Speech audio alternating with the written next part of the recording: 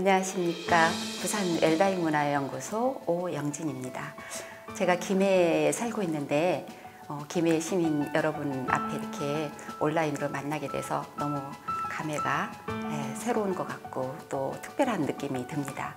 제가 오늘 말씀드릴 주제는 죽음에게 묻고 삶이 답하다입니다. 여러분들 죽음에게 우리는 무엇을 물어볼 수 있을까요?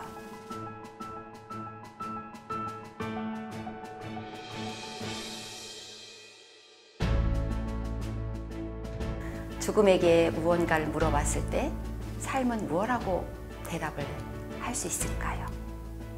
지금부터 저와 함께 죽음에게 물어보고 삶이 대답하는 그런 현장으로 한번 가보겠습니다. 죽음에게 물어봤더니 어떻게 살아야 할까? 라고 물어봤더니 삶은 뭐라고 대답을 했는지, 어떤 공부를 하고 어떻게 살다 오라고 하는지 수많은 사람들이 우리에게 말씀들을 전해주고 있습니다. 유명한 선사, 아니면 죽음을 다루었던 호스피스 의사들, 때로는 지금 현재 아파서 죽음 직전에 있는 사람들이 우리에게 가르쳐주는 그런 메시지들이 있습니다.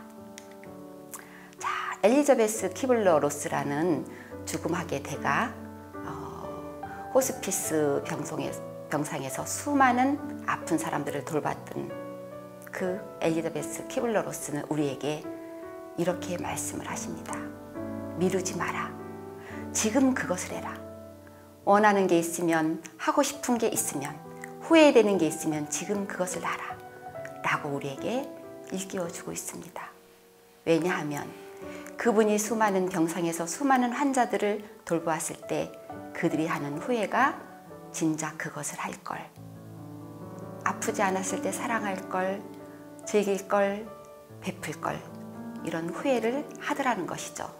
그래서 그분은 언젠가 우리는 한 것을 후회하는 것이 아니라 안 한 것을 후회하게 될 것이다 라고 말씀하시면서 웃지 않은 것을 후회할 것이고 다음에라고 자꾸 말한 것을 후회하게 될 것이니 지금 당장 그것을 하라 라고 우리에게 전달하고 있습니다. 그러면서 그분이 이렇게 구체적으로 말씀을 하셨는데, 무엇을? 마지막으로 바다를 본 것이 언제였지? 보고 싶으면 지금 가라. 아침의 냄새를 언제 맡아보았지? 내일 하지 말고 지금 맡으러 가라. 정말로 음식을 맛보고 즐긴 것은? 맨발로 풀밭을 걸어본 것은? 원하면 지금 그곳으로 가라. 그리고 사랑하지 못한 것이 후회되면 지금 사랑하는 사람들에게 전화하고 만나고 편지 쓰고 해서 생애의 마지막 순간에 간절히 원하게 될 것, 그것을 지금 하라. 이렇게 우리에게 가르침을 주고 있습니다. 그러면서 우리에게 무엇을 배우기에 이 세상에 왔는가 질문을 던지고 있는데, 이 세상에 우리가 하고 태어나면 사실은 인생학교에 입학한 것이라고 이분은 이야기를 하고 있습니다. 이 세상 인생학교에 우리가 왔을 때 무엇을 배워야 되는가? 라고 하면은 사랑과 용서, 행복, 그리고 어렵고 두렵고 힘든 일이 있지만 그것을 겪어내면서 희망을 가지고 살아야 되는 것들, 이런 것들을 꼭 배워야 되는 과목들이라고 이야기를 하고 있습니다. 그래서 수업 시간이 하루 24시간인 학교에 우리는 지금 입학해서 학교를 다니고 있는 중이다. 우리 시민 여러분은 지금 몇 학년, 몇 반이신가요? 얼마만큼 이 과목을 이수하고 충분히 복습하고 예습하고 계신가요? 아마도 이 공부가 끝나면 우리는 이 인생학교를 졸업할 텐데, 그 인생학교를 졸업할 때는 누구나 졸업장을 받게 될 것이고, 어떤 사람은 또 스스로에게 또는 학교에서 주는 상장을 받아들고 졸업을 하게 될 것 같습니다. 네. 그래서 키블러-로스 박사는 그런 배움을 얻는다는 것은 무엇을 뜻하는가? 라고 말하면, 배움을 얻는다는 것은 자신의 인생을 자신의 인생답게 사는 것을 의미한다고 강조하고 있습니다. 갑자기 더 행복해지거나 강해지는 것이 아니라 세상을 더 잘 이해하고 자기 자신과 더 평화로워지는 것을 의미한다고 이야기를 하고 있습니다. 아무도 당신이 배워야 될 것이 무엇인지 알려줄 수 있는 사람은 없다고 말씀을 하고 계시죠. 그것을 발견하는 사람은 오직 당신, 그리고 오직 자신, 우리 자신만이 그것을 발견하는 사람이다. 그래서 이 학교에서 그것을 충분히 배우고 충분히 복습하고 충분히 널리 알리고 나누고 그렇게 죽어야 될 것이다 라고 이야기를 하고 있습니다. 그래서 저는 여러 가지 방편 중에서 우리나라에도 너무 좋은 동화가 있어서 그 동화를 가지고 죽음이 우리에게 가르쳐주는 것을 하나 더 배워보려고 생각합니다. 저승에 있는 곡간이라는 동화가 있는데요. 저승에 곡간이 있을까요? 죽어봤던 사람이, 죽음에 가까이 갔던 사람이 겪어본 경험담입니다. 남쪽 지방에는요, 영암이라는 고을이 있대요. 그런데 그 땅이 너무 기름져서 해마다 풍년이 들었답니다. 그런데도 백성들은 항상 가난했대요. 왜냐하면 고을원님이 이런저런 구실을 붙여서 곡식을 모조리 빼앗아 갔답니다. 그러고도 원님은 늘 이렇게 말씀하셨대요. 백성들이 잘 살 수 있는 것은 다 내 덕이니라. 그런데 하루는 이 원님이 낮잠을 자는데 검은 갓을 쓴 저승사자들이 불쑥 나타났대요. 그러면서 이제 그만 저승으로 가자! 라고 저승사자들은 원님의 양팔을 잡아 끌며 말했습니다. 원님은 까닭도 모른 채 새파랗게 질린 얼굴로 저승으로 끌려갔어요. 저승으로 가는 길은 멀고도 험했지요. 사방에서 안개가 스멀스멀 피어올랐고 무시무시한 소리도 끊임없이 들렸어요. 원님은 마침내 염라대왕 앞으로 끌려갔습니다. 염라대왕님, 저를 벌써 데려오면 어떡합니까? 원님은 울며 불며 살려달라고 애원했어요. 염라대왕은 수명부를 살펴보았어요. 쯧쯧쯧쯧, 죽기에는 너무 젊군. 이를 어쩐다? 염라대왕은 원님을 한번 봐주기로 했어요. 좋다. 내 마음이 변하기 전에 얼른 저승 밖으로 나가거라. 원님은 불이 나게 도망쳐 나왔습니다. 그런데 아무리 사방을 둘러봐도 이승으로 가는 길이 보이지 않는 거예요.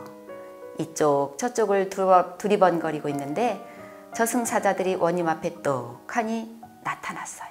어흠! 힘들게 데려왔는데 그냥 가려고? 어림없지. 수고비라도 내놓고 가거라. 수고비라고요? 전 빌턴털인데요? 원님은 빈 돈주머니를 보이며 울먹울먹 했습니다. 그렇다면 저승에 있는 내 곳간의 것이라도 내놓아라. 저승에 있는 곳간이라뇨? 원님이 어리둥절하여 물었습니다. 사람은 누구나 저승에 곳간 하나씩은 갖고 있지. 그러니 내 곳간의 제물로 수고비를 주고 가거라. 저승사자들은 원님을 데리고 곳간으로 갔습니다. 그런 다음 영암원님 곳간이라고 쓰인 곳간의 문을 삐거덕 열었어요. 그런데 이게 웬일이에요? 그 안에는 볏짚 한 단만 덩그러니 놓여있지 뭡니까? 저승사자들은 한심하다는 듯이 말했어요. 쯧쯧쯧, 남에게 베푼 만큼 곳간이 차는 법이거늘 내가 얼마나 베풀었는지 베풀지 않고 살았는지 알겠구나. 원님은 부끄러워 쥐구멍이라도 들어가고 싶었습니다. 원님이 남에게 베푼 거라고는 예전에 딱 한 번 가난한 아낙네가 헛간에서 아기를 낳을 때 볏짚 한 단을 구해준 게 전부였거든요. 아, 이 일을 어쩐다? 원님은 이승으로 돌아갈 수 없을까 봐 걱정이 이만저만이 아니었어요. 그러게 평소에 좋은 일을 많이 했어야지. 저승사자들은 코웃음을 치며 빈정거렸습니다. 그러고는 옆에 있는 곶감문을 활짝 열었습니다. 그 곶간에는 쌀이 그득그득 쌓여 있었죠. 아니, 이 곶간 주인은 누구입니까?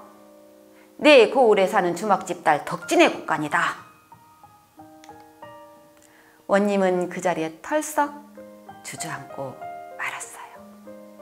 이제 영영 이승으로 돌아갈 수 없겠구나. 원님의 눈엔 눈물이 그렁그렁 고였습니다. 그러자 저승사자들이 원님을 바라보며 말했어요. 내가 이승으로 돌아갈 방법이 하나 있긴 있다. 원님은 순간 귀가 번쩍 뜨였습니다. 아니, 도대체 그 방법이 무엇입니까? 덕진의 곶간에서 쌀을 구워 수고비를 내고 이승에 돌아가서 덕진에게 그 빚을 갚는 것이지. 원님은 부랴부랴 덕진의 곶간으로 달려갔습니다. 그리고는 쌀 300석을 낑낑대며 가져왔어요. 자, 수고비 여기 있습니다. 수고비를 받은 저승사자들은 원님을 이승으로 통하는 문까지 데려갔어요. 그러고는 원님의 등을 세게 떠밀었습니다. 자, 빨리 가서 덕진에게 진 빚을 갚아라. 어이쿠! 원님이 깜짝 놀라 정신을 차려보니 저승이 아닌 자기 집 안방인 겁니다. 원님은 다시 살아난 것을 알고 뛸 듯이 기뻤어요. 원님은 곧바로 주막집 딸 덕진을 찾으라고 명령했습니다. 그리고 얼마 뒤 덕진이 사는 곳을 알게 되었죠. 원님은 평범한 손님인 양 주막을 찾아가서 따끈따끈한 국밥 한 그릇을 시켜 먹었어요. 국밥값이 얼마인가? 2푼입니다. 국밥값이 싸구나. 무슨 이유라도 있느냐? 그냥 다른 주막보다 1푼 싸게 받을 뿐입니다. 며칠 뒤 원님은 누더기 차림을 하고 다시 덕진의 주막으로 갔습니다. 원님은 머문머문 망설이다가 말을 꺼냈어요. 저 돈 5냥만 구워줄 수 있겠소? 그렇게 하죠. 덕진은 선뜻 5냥을 빌려주었습니다. 아니, 선뜻 돈을 빌려주었다가 받지 못하면 어쩌라고 그러시오. 받지 못하면 베푼 것에 만족해야죠. 그러니 걱정하지 마시고 가져다 쓰세요. 원님은 덕진의 저승곶간에 곡식이 가득 차 있는 이유를 알 것 같았습니다. 다음 날 원님은 아전들에게 명령했습니다. 여봐라, 달구지에 쌀 300석을 실어라. 그러고는 가마를 타고 주막으로 행차했습니다. 덕진의 어머니는 원님을 보자마자 코가 땅에 닿도록 엎드렸지요. 원님은 덕진을 불러오라고 했어요. 잠시 뒤 덕진이 원님 앞으로 왔습니다. 내가 너에게 빚진 쌀 300석을 갚으러 왔느니라. 덕진은 어리둥절해서 원님만 쳐다보았어요. 받아두어라. 이유는 훗날 알게 될 것이니라. 덕진은 한동안 멍하니 쌀가마니를 바라보았습니다. 그러다 퍼뜩 좋은 생각이 떠올랐습니다. 덕진에게 무슨 좋은 생각이 떠올랐을까요? 어떤 사람들은 불쌍한 사람들한테 쌀 300석을 다 나눠줬을 거래요. 그랬을까요? 더 좋은 방법은 없었을까요? 덕진의 곶간에 쌀 300석이 쌓여 있었다는 건 분명히 어떤 다른 방법이 있었을지도 모르죠. 자, 한번 살펴보겠습니다. 옳지! 쌀을 팔아 강에 다리를 놓으면 되겠구나. 그럼 마을 사람들이 쉽게 강을 건널 수 있을 거야. 여러 달이 지나고 마침내 다리가 완성되었어요. 튼튼한 다리가 생기니 정말 편하군. 두말하면 잔소리지. 이게 모두 덕진이 덕이잖아. 이 다리를 그럼 우리 덕진다리라고 부르는 게 어떨까? 이렇게 해서 이 다리를 덕진다리라고 부르게 되었대요. 지금도 영암 땅에 가면 덕진다리를 볼 수 있답니다. 여러분은 여러분 곳간에 얼마만큼 재물을 쌓아두었거나 덕을 쌓아뒀거나 선행을 쌓아두었을까요? 우리 모두 한번 생각해 볼 만한 이야기이며 메시지입니다. 그래서 이런 동화를 보면서 앞에 키블러-로스 박사의 지침을 주면서 우리는 죽음이 삶에게 무엇을 요구하는지, 죽음이 던져준 물음의 삶은 어떻게 대답해야 되는지 지혜를 얻을 수 있죠. 잘 살아야 된다. 즐기며 살아야 된다. 미루지 말고 지금 원하는 그것들을 해야 된다. 라는 것들을 배울 수가 있습니다. 다른 것도 한번 잠깐 살펴보겠습니다. 불교적인 용어에 보면 맹구우목 조갑상토라는 말이 있습니다. 맹구우목 무엇일까요? 인간이 이 세상에 인간으로 태어날 확률이 얼만큼 귀하고 소중한가를 말씀하고 있는 대목입니다.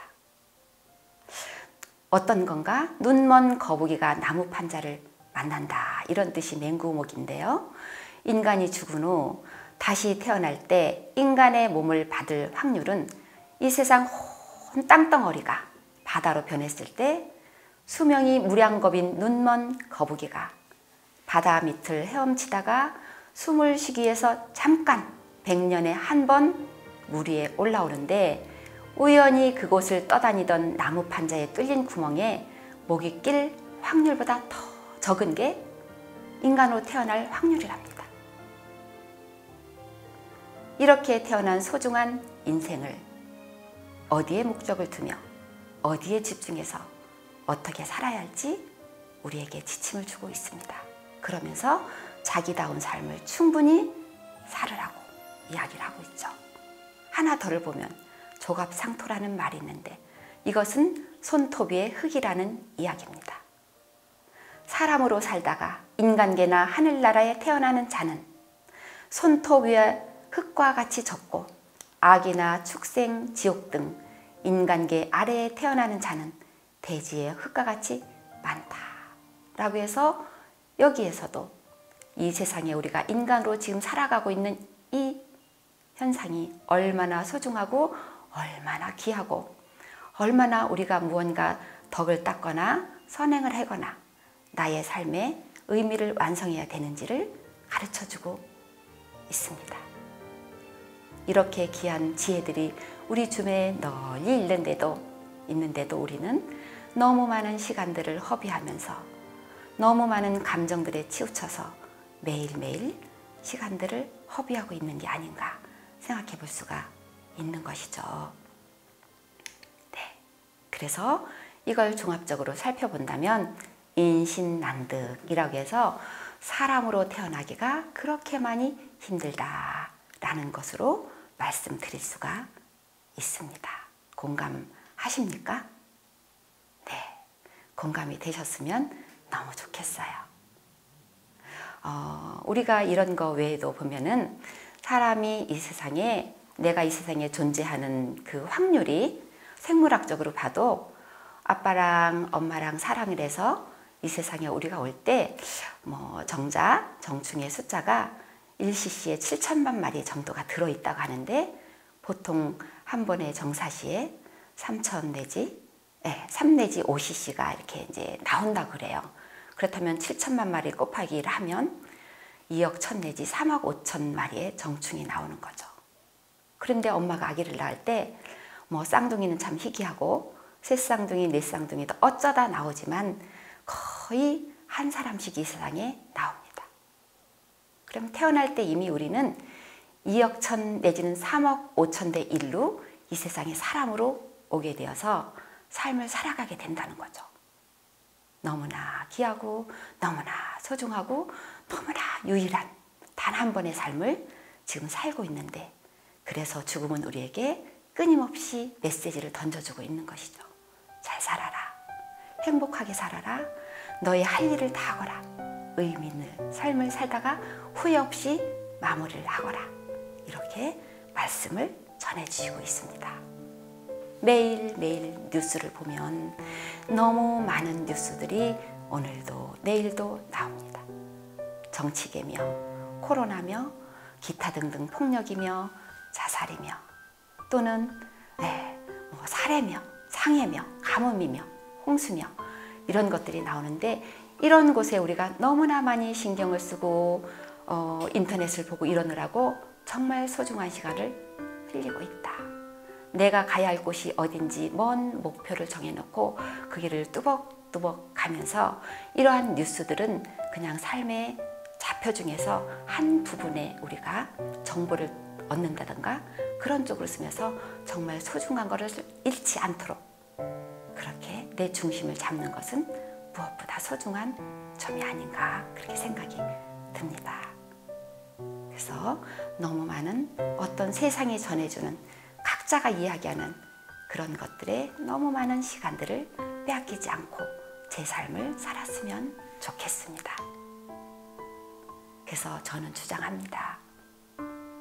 삶에서 가장 소중한 것이 무엇인지, 나 자신에게, 여러분에게 가장 소중한 것이 무엇인지, 걸으면서, 누우면서, 자면서, 일어나면서, 먹으면서, 만나면서 생각의 끈을 놓지 않으셨으면 좋겠습니다.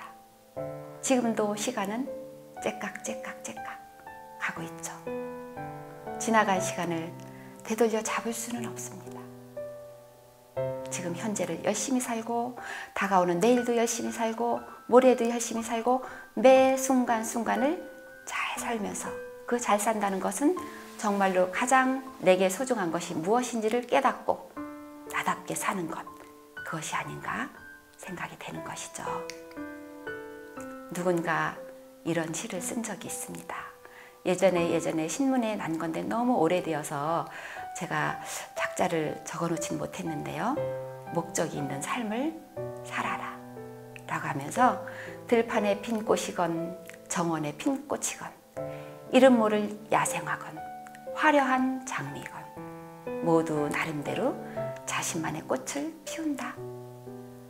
식물 세상이 아름다운 것은 저마다 자기 식대로 꽃을 피우는 다양성 때문이며, 인간 세상이 아름다운 것은 얼굴이 저마다 다르듯 인간마다 다른 개성과 내면을 갖고 있어서 그 다양성을 탐구하고 즐기는 흥미진진함 때문이다 라고 말씀을 하셨습니다. 우리 여러분은 어떤 것을 탐구하면서 흥미진진함 때문에 이 세상을 살고 있으며, 어떤 흥미진진함과 어떤 탐구를 하고자 미래를 희망적으로 바라보며 가고 있을까요? 홉킨스 박사라는 말은 이런 의미에서 굉장한 메시지를 우리에게 던져주고 있습니다. 의식의 밝기, 의식의 빛, 의식의 점수, 이런 걸 가지고 우리에게 의미를 전해주고 있는데요. 사람의 영성, 사람의 의식, 사람의 정신은 점수가 20점, 30점에서 1000점대까지도 있다고 얘기를 합니다. 똑같은 사람으로 이 세상에 태어나서 누군가는 1000점대까지 의식이 성장하고 성숙하고 자기 삶을 살다가 인류에 공헌하고 죽어가는 사람이 있는가 하면, 누군가는 태어나서 나의 이익만 챙기고 나의 성공만 바라보면서 끊임없이 옆에 사람하고 갈등하고 싸우고 해치고 이렇게 하면서 살다가 가게 되더라. 이렇게 하면서 우리에게 이런 연구를 내놓았습니다. 저는 이럴 경우에 예를 드는 게 있는데요. 우리 부처님은 인간이었을까요? 신이었을까요? 예수님은 인간이었을까요? 신이었을까요? 그분들도 모두 인간의 몸이었습니다.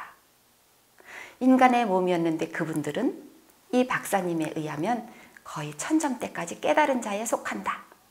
이렇게 얘기를 하시는데 지금 인류 전체 평균은 거의 204점 정도밖에 안 된대요. 아주 뛰어난 몇 분들이 높은 점수를 가졌지 나머지는 200점 밑에도 굉장히 많기 때문에 평균 204점이 된다고 얘기를 하는데, 그렇기 때문에 우리는 무기를 만들고 그리고 병균을 전염시키고 다른 사람을 폭력하고 살해를 하고 자살을 하고 갈등을 일으키고 끊임없이 용서를 못한다고 이렇게 아우성을 치고 이렇게 살고 있지 않는가 생각을 해본다면 할 일이 너무 많은 것 같아요. 그렇게 맹구 오목처럼 조갑 상토처럼 그렇게 귀한 삶을 인간으로 와서 이 세상을 사는데 이렇게 살다 갈 수는 없지 않겠습니까? 조금 더 우리의 마음, 우리의 의식, 우리의 영성을 더듬어서 잘 보살피고 또 보살피고 또 사랑해서 우리가 아주 정말 죽음이 가까이 오면 이 말하면 잘 살았어. 나는 충분했어. 내 역량을 다 발휘했어. 나는 정도까지 가도록 해야 되지 않을까 그런 생각이 듭니다. 우리보다 앞에 살았던 수많은 사람들이 그리고 이런 죽음과 삶에 대한 연구를 하는 수많은 전문가들이 우리에게 이런 메시지를 전하고 있는 것을 본받아서 우리는 죽음이 우리에게 던져주는 삶에 대답을 하면서 이렇게 살아야 될 것들을 오늘도 공부를 하고 있는 중이죠. 저희 아버지는 옛날에 저에게 늘 말씀을 하셨습니다. 지금은 89세, 거의 이제 소변은 뭐 기저귀 이런 데다 이제 실내를 하시면서 주간보호센터에 그 이용을 하시는 거의 약간의 치매가 오신 분인데, 이전에 저하고 말씀을 나누게 되면 늘 인명호피라고, 사람은 죽어서 이름을 남기고 호랑이는 죽어서 가죽을 남긴다는데 나는 죽어서 남길 게 없구나. 너무 80평생이 90평생이 헛되이 갔구나. 너는 그렇게 살지 않았으면 좋겠다. 너무 쓸쓸하다. 이런 말씀을 종종 하셨습니다. 막걸리를 한 잔 드시면 당신의 어머니 이야기를 하면서 그 배고팠던 시절의 이야기를 하면서 어머니를 제대로 못 챙겨드린 거, 그리고 당신이 못 배운 중에서도 자식을 가르치느라고 당신의 배움을 충분히 못 배운 거, 그러면서 세월이 마구 흘러간 거, 이런 것들을 후회하시면서 인명호피라 했거늘 인명호피라 했거늘 이런 말씀을 하신 게 기억이 납니다.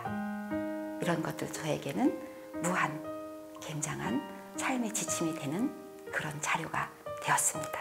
키블러로스가 얘기했듯이, 그리고 우리보다 앞서간 수많은 사람이 얘기했듯이 지금 병상에 누워있는 전국의 많은 환자들이 얘기하는 것들은 결국은 이런 것들입니다. 좀 더 즐길 걸, 좀 더 베풀며 살 걸, 좀 더 사랑할 걸, 이렇게 후회를 하시죠. 여러분들은 지금 이런 부분 후회하는 게 없으신가요? 저도 사실은 충분히 즐기며 살지 못했습니다. 앞으로는 충분히 즐기며 살도록 하겠습니다. 저는 충분히 베풀었을까요? 충분히 베풀지 못했습니다. 여러분들은 어떠세요? 앞으로는 조금 더 베풀고 살도록 노력하겠습니다. 너무 많이 저는 사랑했을까요? 충분히? 아니요. 충분히 사랑하지 못했습니다. 이러한 공부를 통해서 조금 더 저도 충분히 사랑하려고 노력하고 더 열심히 사랑하겠습니다. 그래서 죽음은 오늘도 저희들에게 가르쳐주고 있습니다. 오늘 하루도 죽은 것처럼 살지 말아라.